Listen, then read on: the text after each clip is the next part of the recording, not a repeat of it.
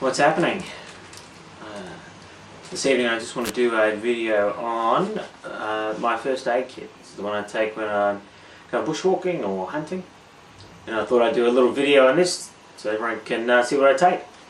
It's a black Wolf bag designed for a digital camera, and I've just found that it's a really useful design for a first aid kit. Perhaps it's a little bulky with these bandages on the outside, but we'll change the camera angle and I'll show you everything that's in it.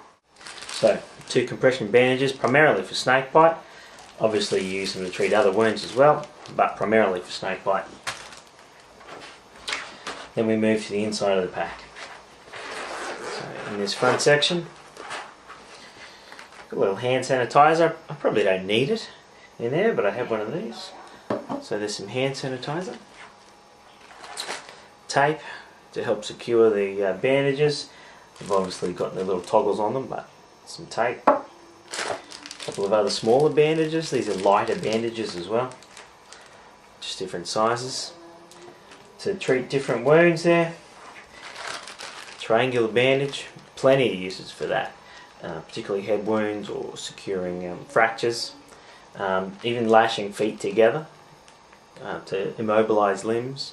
Triangular bandage is great for that, under the heels, through the toes, to tie feet together, but triangular bandage must have, I think.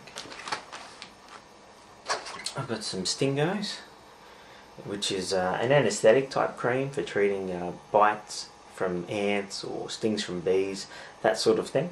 It's a great little thing. You can get even mozzie bites here in Australia, mosquito bites, can get on your nerves, and so a little Stingos on that goes a long way. The other thing here is a Sharpie, so it's just a red marker. I need this because on snake bites and other wounds, one, you might want to mark the wound site. It's a great idea for snake bites in particular, and then write the time next to the marking there. So snake bite, wrap it in the bandage, mark where the wound was, and write the time of the bite, that sort of stuff. But I mean, you could use it to mark fractures, that sort of stuff, make notes. So Sharpie is a great idea. Round to the back. Just one note, there is this little belt loop secured by Velcro. I don't think I'd ever put it on my belt. I just don't trust Velcro in those sorts of situations, not with my first aid kit. But it's got a little D-ring here at the top. I mean, I'd be very happy to clip that onto my pack using the D-ring, and have that on the side, on the front of my pack, on the outside. That'd come in handy, perhaps. Not for my carry system necessarily, but for other people's. Yeah, we're in the back here. And what I love about this pack is that it just opens up. You can access anything straight away. The first thing we'll pull out is this bag here. Got some clean gloves in here, and another Ziploc bag for any rubbish wrappings from the different first aid things. So that's what's in here. At the back section here, I've got wound coverings and wound closures. So that's small pads through to steri strips for wound closures, a few of those, and a bigger pad here for covering maybe a head wound or a bigger gash or abrasion. So wound closures and coverings. Next, my simple band-aids. A couple of different types there.